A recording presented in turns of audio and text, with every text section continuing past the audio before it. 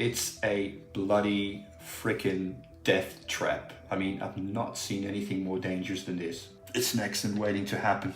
These things are just too dangerous. The biggest problem is it's just a heating element, just shoved in. And the only thing protecting you from life is a thin layer of mylar. Now over time, due to heat expansion and UV light, this will crack and you will have your live voltage straight on this plate. So it's an absolute death trap the way they designed it. I mean, look at it.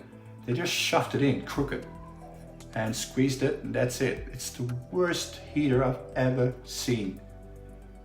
Like, the only question you have to ask somebody who wants to buy it is not where do I buy it, but what flowers do you like? It's rubbish.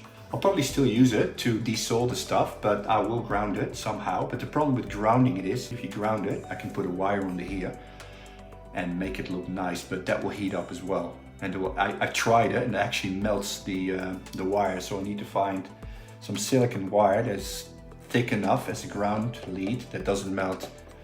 And then I won't do anything fancy. I won't make it temperature controlled or any of that rubbish. I'll just put it into a nice box with a switch. I can plug in 220 and switch it on and desolder stuff.